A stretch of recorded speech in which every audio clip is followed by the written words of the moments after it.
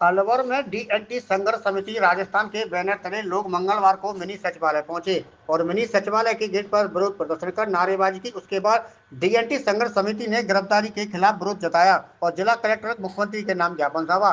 DNT संघर्ष समिति के संयोजक पुखराज योगी ने बताया कि डीएनटी बाल राई आंदोलन में सरकार से जो समझौता हुआ उसमें पहली मांग रखी थी कि 78 लोगों पर किए गए केस वापस लिए जाएं। वार्ताओं के दौरान भरोसा दिलाया गया था कि केस एफआईआर के माध्यम से वापस होंगे। 5 सितंबर को सरकार से वार्ता के दौरान मुद्दा उठाया था, तभी मंत्री द्वारा कहा गया कि इस सकारात्मक कदम पर उठाकर गृह मंत्री से बात की जाएगी। भर्तहरि धाम अलवर डीएनटी संग्राम समिति में 7 लोगों के मुकदमे वापस लिए जाएंगे। पुलिस की गाड़ी से टक्कर से मौत हुई लक्ष्मण नाथ को उचित मुआवजा और शहीद का दर्जा प्रदान किया जाएगा। सरकार 10 मांगे पूरी करने के बजाय लोगों को जेल में डाल रही है, दमन कर रही है और इस लोकतंत्र में भी अंग्रेज जैसा शासन व्यवहार सरकार कर रही है। देखो, हमारी जो डीएनटी का जो आंदोलन चल रहा है, अब तक 5 आंदोलन हो चुके हैं। पहला आंदोलन हमारा जो पहला आंदोलन पाली में हुआ था, दूसरा जोधपुर में, तीसरा आंदोलन हमारा जयपुर में हुआ था, चौथा आंदोलन भीलवाड़ा में हुआ था और 5वां आंदोलन बाली पालरई में हुआ था।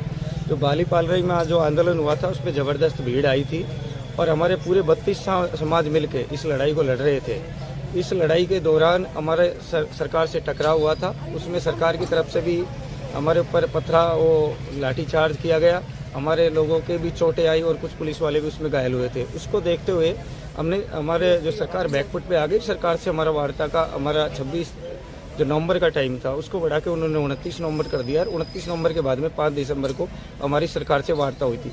वार्ता हमारी जिन बातों को हुई थी, एक तो हमारी 10 प्रमुख मांगे थी जिसमें आरक्षण शामिल है, आवासीय पट्टे शामिल है और काफ़ी सारी योजनाएं थी उसमें। इसके अलावा जो बाल राई पाली में जो हमारे 78 लोगों के खिलाफ जो मुकदमे दर्ज हुए थे वो वापसी हो, इसके लिए ये मीटिंग की गई थी। और उसके बाद में हमने डीएनटी का एक भर्तरी में महासंगम आयोजित किया था। वो महासंगम इसलिए आयोजित किया था ताकि सरकार के ऊपर दबाव बना सके और इसके लिए उसमें ज़बरदस्त भीड़ आई थी। दुर्भाग्यवश एक वहाँ दुर्घटना घटित हो गई। उसमें एक जो जुगाड़ होता है बुग्गा, उसमें सवार होकर जो अन्य निवासी लक्ष्मण नाथ जी के इसको पुलिस वाहन की टक्कर से उसमें उनकी मौत हो गई थी।